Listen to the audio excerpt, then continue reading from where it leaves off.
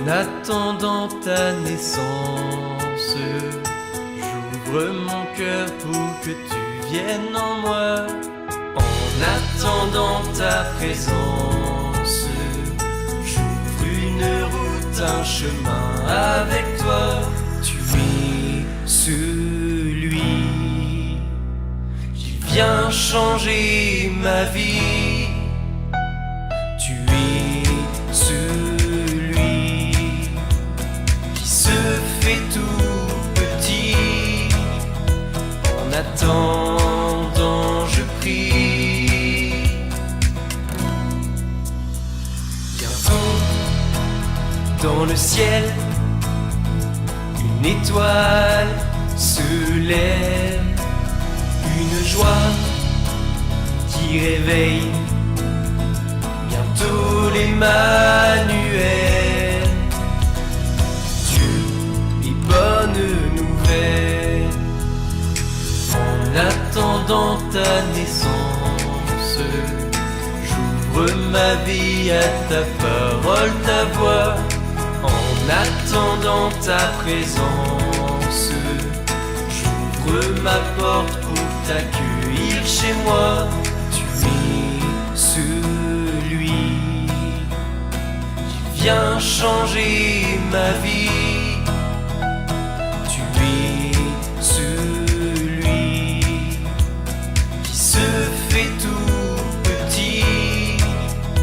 En attendant, je prie. Bientôt, dans le ciel, une étoile se lève, une joie qui réveille bientôt l'Emmanuel. Dieu est bonne nouvelle. Tu es celui qui vient changer ma vie. Tu es celui qui se fait tout petit. En attendant, je prie.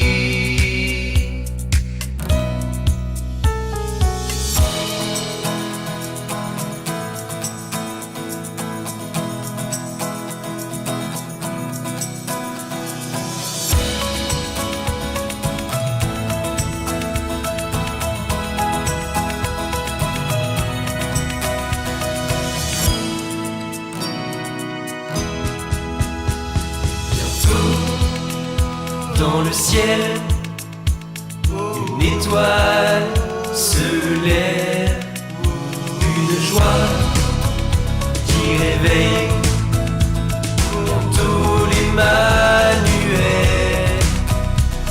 Bientôt, dans le ciel, une étoile se lève, une joie qui réveille Emmanuel. Dieu est bonne nouvelle.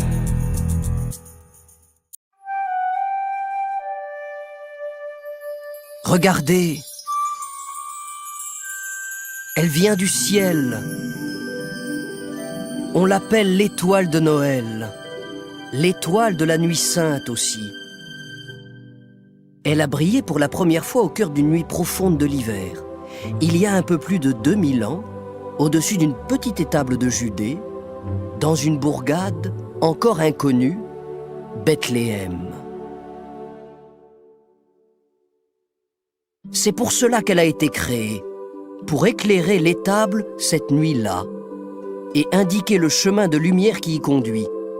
Elle n'est qu'un signe. Elle montre la route vers le mystère apparu sur terre, mystère de l'amour de Dieu pour les hommes, mystère qui reste caché à celui qui ne sait pas entrer dans le silence, car tout commence dans le silence d'une étable. Chut, minuit approche. Voulez-vous entrer vous aussi? L'étoile apparaît cette année encore pour vous conduire, si vous le désirez, vers la grande, la merveilleuse histoire de Noël. Écoutez. Venez divin Messie, nous rendre espoir et nous sauver. Vous êtes notre vie. Venez, venez, venez. Ô Fils de Dieu, ne tardez pas par votre corps. Donnez la joie à notre monde en désarroi. Redites-nous encore de quel amour vous nous aimez. Tant d'hommes vous ignorent. Venez, venez, venez.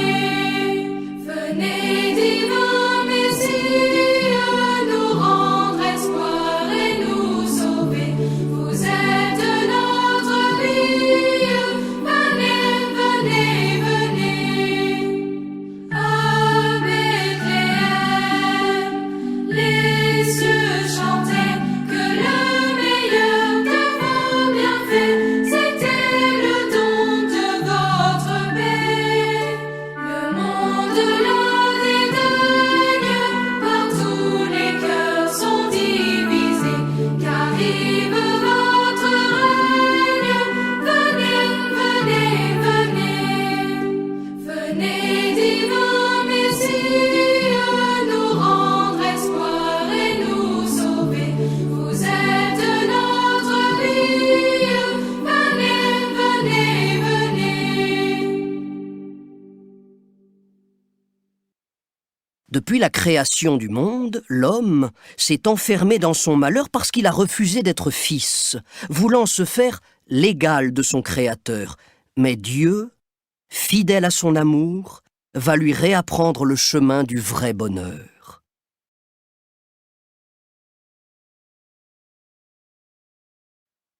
Mais les épreuves ne manquent pas, et il faut lutter pour rester fidèle à Dieu. Des prophètes se lèvent dans l'histoire, annonçant comme des étoiles dans la nuit la venue d'un Messie qui viendra délivrer son peuple et conclure avec lui une alliance nouvelle. Tous attendent la réalisation de cette promesse. En ces jours-là, paraît un édit de l'empereur Auguste ordonnant de recenser toute la terre. Chacun doit retourner dans son village d'origine. C'est le cas de Joseph, un homme de la lignée d'Abraham, descendant du roi David. Il part pour un long voyage, depuis Nazareth, en Galilée, jusqu'à Bethléem, en Judée, la ville de David. Son épouse, qui est enceinte, l'accompagne. Il émane d'elle quelque chose de mystérieux et d'indicible qui laisse à ceux qui la croisent un sentiment de paix et de joie profonde. Son nom est Marie.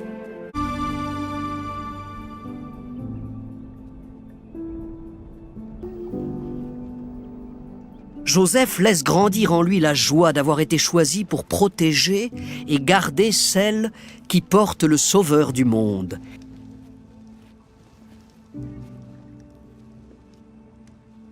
Mon Dieu, qu'il fait bon être avec vous, sont les mots de sa prière. En silence avec vous au-dedans de moi, je n'ai plus besoin de rien dire.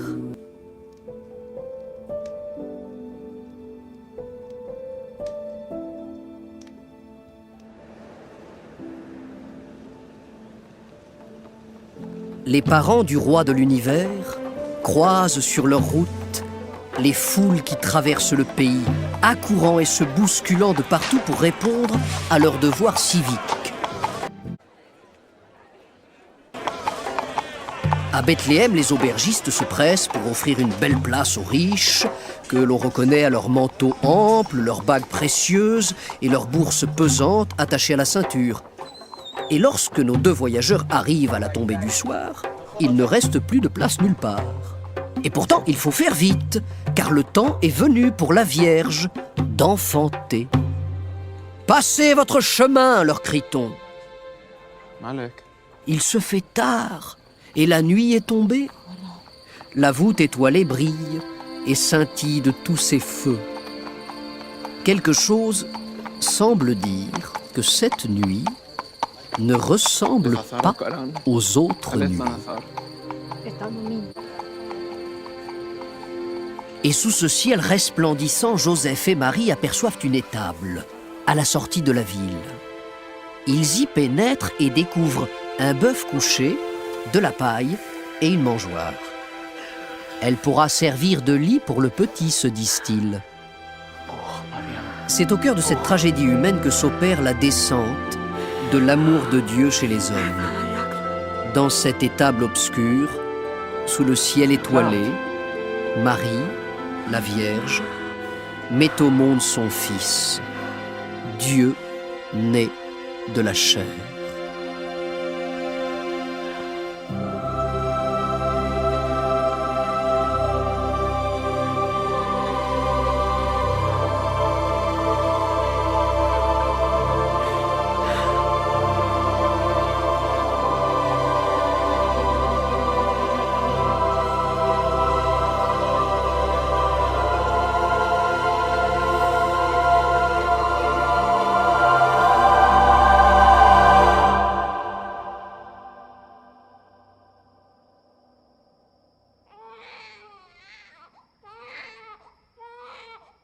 Douce nuit, sainte nuit, dans les cieux, l'astre luit, le mystère annoncé s'accomplit. Cet enfant sur la paille endormi, c'est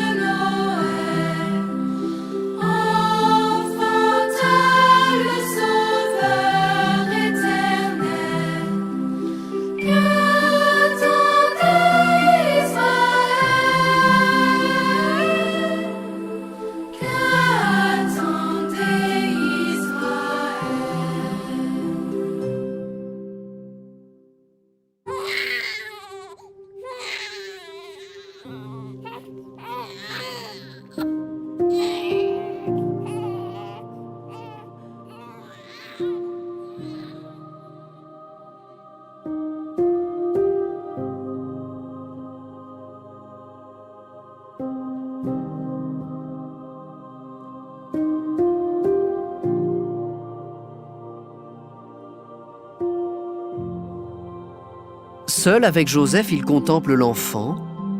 Un silence couvre la terre tandis qu'une lumière nouvelle jaillit et rayonne d'un éclat divin. Dieu arrive chez nous et nous offre, en même temps que la fête de sa visite, la plus belle nuit du monde. Marie l'emmaillote de l'ange pour qu'il ait bien chaud, le couche dans la mangeoire et tandis qu'elle le berce doucement, les mots de sa prière continuent de jaillir en un murmure d'adoration. Mon enfant et mon Dieu.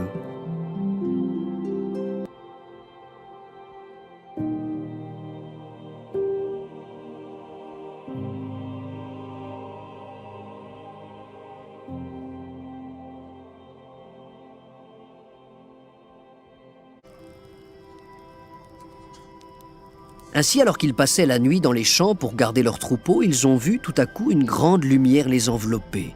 Un ange, entouré d'une myriade céleste, leur a dit soudain « Ne craignez pas, car voici que je vous annonce une bonne nouvelle.